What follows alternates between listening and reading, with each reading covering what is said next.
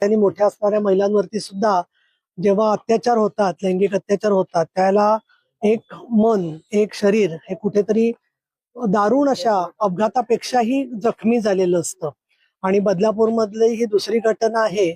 पण आधीच्या घटनेमधून ज्या आपण गोष्टी पाहिल्या आणि ज्याच्यामधून मार्ग निघण्यासाठी म्हणून प्रतिबंधात्मक कारवाई काय झाली नाहीये किंवा त्या शाळेच्या वतीने त्यांच्या वाहनाची व्यवस्था जी केली गेली, त्या वाहनाच्या व्यवस्थेमध्ये सरकारने परिपत्रक जवळजवळ 3-4 वर्षापूर्वी काढलेलं आहे.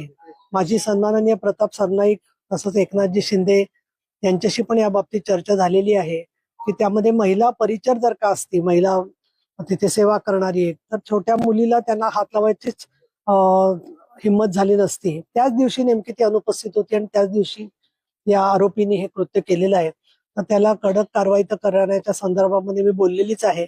परंतु मी त्यांना 3 गोष्टी सांगितल्यात इथल्या पोलिसांना, बदलापूरच्या आणि ठाण्याच्या सुद्धा पोलीस आयुक्तांना मी हेच कळवणार आहे. एक म्हणजे महिला दक्षता समित्या ज्या सर्वपक्षीय स्वरूपाचं काम करणारे असतात, त्याच्यामध्ये निवृत्त शिक्षिका आहेत, डॉक्टर्स आहेत, सामाजिक कार्यकर्ते आहेत, या सगळ्यांना बरोबर घेऊन समाजाचा सहभाग वाढवण्यासाठी त्यांना सक्रिय केलं पाहिजे. तर त्यांची बऱ्याच दिवसात मीटिंग झालेली नाही असं इथल्या माझ्या परिचयातल्या शिवसेना महिला आघाडीच्या कार्यकर्त्यांनी सांगितलं. तर ते निर्देश मी दिलेले आहेत. त्याचबरोबर या घटनेमध्ये जामीन मिळता कामा नये आरोपीला, ही गोष्ट आहे. तिसरं, ज्या बाकीच्या प्ले स्कूलच्या शाळा आहेत तर त्या कुठल्या विभागाकडे हे स्पष्ट नसल्यामुळे ते फक्त गुमास्ता लायसन्स काढतात आणि त्याच्यानंतर त्या शाळा चालवतात. आपल्याला छोट्या मुलांचे पालक आणखी शाळांना कुठेही त्रास होता कामा नये, परंतु त्या शिक्षण विभागाच्या अंडरच घेतल्या पाहिजेत. कारण तिथे फक्त ते खेळण्याचं जरी म्हटलं तरी मुलांना शिक्षण दिलं जातं भाषेचं, गणिताचं. आणि या दृष्टीने मी दादाजी भुसे यांच्याशी बोलणार आहे की एकूणच धोरणात्मकच निर्णय घेतला गेला पाहिजे की या प्ले स्कूल्स मध्ये सुद्धा जाण्या येण्याची व्यवस्था, तिथे असणाऱ्या शिक्षक शिक्षिकांना गुड टच बॅड टचची माहिती आणि तिथे आमची चिमुकली बाळं कशी सुरक्षित राहतील हे सुद्धा बघण्यासाठी जसा बाकीच्या शाळांमध्ये मोठा कार्यक्रम सखी सावित्री समिती सारखा घेतलेला आहे तो घेणं आवश्यक आहे. यामध्ये शाळेच्या कडून हलगर्जीपणा जरूर झालेला आहे की त्यांनी बाहेर ती आउटसोर्स केलेली आहे गाडी.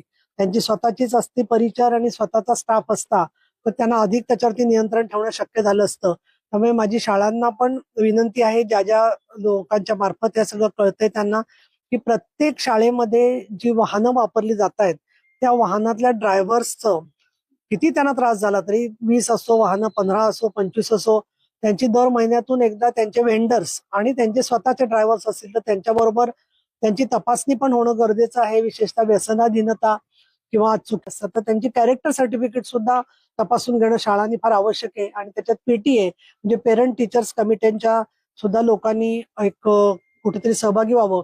यामध्ये वाहन चालकांच्या बद्दल मी सगळ्यांबद्दल संशय व्यक्त करत नाहीये, परंतु त्यांना स्वतःचं रेकॉर्ड व्यवस्थित ठेवलं तर त्यांना आणि इतरांना त्रास कमी होईल. या दृष्टिकोनातून काही एक उपाययोजना आरटीओ, परिवहन विभाग, पोलीस विभाग आणि शिक्षक पालक संघटना या सगळ्यांनी मिळून घेतला पाहिजे असं मला वाटतं. नाही, एक मिनिट ऐका. मी या संदर्भामध्ये प्रताप सरनाईकांशी बोलून पॅनिक बटन लावण्याच्या संदर्भात ऑलरेडी बैठक डिसेंबर महिन्याच्या अधिवेशनात घेतलेली आहे. त्याच्यात माझे अनेक निर्देश मी दिलेले आहेत. आणि रेल्वे स्टेशन्स अवला सुद्धा हद्दीचा प्रॉब्लेम असा होतो की चोराचा पाठलाग रेल्वे पोलीस फक्त स्वतःच्या हद्दीत करू शकतात, नंतर त्या हद्द तोडून पळून जातात. मग अशा वेळेला मी आज माझे निर्देश आहेत पोलिसांना की रेल्वे पोलीस स्टेशन आणि त्यांची हद्द आणि तुमची पोलीस स्टेशनची हद्द त्याच्यामध्ये मार्शल जे आहेत त्यांचा समन्वय ठेवला पाहिजे की तिथून कोणी चोर पळाला तर त्याचा पाठलाग आपण करण्यासाठी यंत्रणा सुरू केली पाहिजे. असे बरेचसे सूचना आहेत. पण लोकांना मला इथे सांगायचंय की योग्य तो निर्णय लवकर व्हावा कोर्टामार्फत. आणि या दृष्टिकोनातून मुलीच्या कुटुंबाचं समुपदेशन करणं, त्याचबरोबर मुलीचं शिक्षण चालू राहील या दृष्टिकोनातून जे काही शिक्षण विभागाला सहकार्य करता येईल हे करणं, हे सगळं आम्ही विधान परिषदेचे उपसभापती आणि शिवसेनेचे नेता म्हणून करणारे माननीय शिंदे साहेबांशी बोलणं झालेले. त्यांनी सांगितले आपण चांगल्या प्रकारे या कुटुंबाच्या पाठीमागे उभं राहू.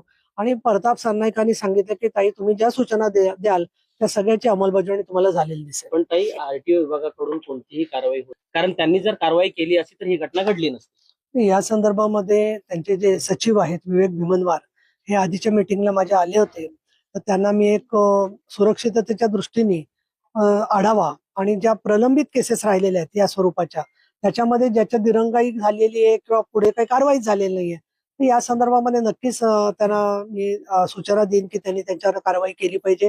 पण त्याचसोबत मला दुसरं असं वाटतं की आरटीओचे अधिकारी पण हे वाचतात, पेपर वाचतात, बातम्या वाचतात. तर याच्यात त्यांना कारवाई करण्याच्या संदर्भात जर का कारवाई केली नाही तर आम्ही काही घटना अशा पाहिलेल्या आहेत की सकाळी 9 वाजताच तो चालक जो असतो तो दारूच्या नशेमध्ये असतो. म्हणजे मग ब्रीथ अॅनालायझर सुद्धा सकाळीच वापरायला पाहिजे तशी परिस्थिती झालेली आहे. आणि म्हणून या संदर्भामध्ये कुठेतरी ड्रायव्हर्सना सुद्धा वेळेचं बंधन असलं पाहिजे, 10 तास 12 तास असं. आणि बाकीचे जे लोक आहेत अशा पद्धतीचे ज्याला रेकॉर्डेड अशा पद्धतीने गुन्हे करणारे जे लोक आहेत त्यांनी वारंवार गुन्हे करून ते लपतायत या सगळ्या शील्डच्या खाली. त्याच्याबद्दल ही व्हेंडर्सची म्हणजे ज्या ट्रॅव्हल एजन्सीज आहेत त्या सुद्धा मालकांची जबाबदारी आहे की त्यांनी त्याच प्रकारे पडताळणी केल्याशिवाय त्यांना कुठेही कामावर ठेवता कामा नये असं मला वाटतं. काही अंबरनाथ तालुक्यामध्ये असंख्य अशा अनधिकृत शाळा आहेत ज्यांच्यावर गुन्हे दाखल झालेत, मात्र त्या अनधिकृत शाळा अजूनही सुरू आहेत. हजारो विद्यार्थी त्या ठिकाणी शिकतायत. गट शिक्षण अधिकारी म्हणतायत की ही शाळा बंद करण्याचे अधिकार माझ्याकडे नाहीयेत. तर शासन यावर काय करताय? ते याच्यासाठी शासन असतं. मला आमच्या महिला आघाडीच्या युवा कार्यकर्त्यांनी सांगितलं की याची एक वेबसाईट पण करण्यात आली होती परंतु ती बंद पडलेली आहे. तर याबद्दल काय झालंय ते हा संपूर्णपणे धोरणात्मक प्रश्न आहे. तर मी स्वतः दादाजी भोसले आणि आदिती तटकरे दोघांशी बोलीन आणि याबद्दलचा काय तांत्रिक निर्णय आहे तो एक पुढच्या 8 दिवसामध्ये आपल्यापर्यंत पोहोचण्यासाठी मी प्रयत्न करेन. प्रायमरी स्कूल्स आहेत या कुठल्याही शालेय शिक्षण विभागाच्या अधिपत्याखाली येत नाहीयेत.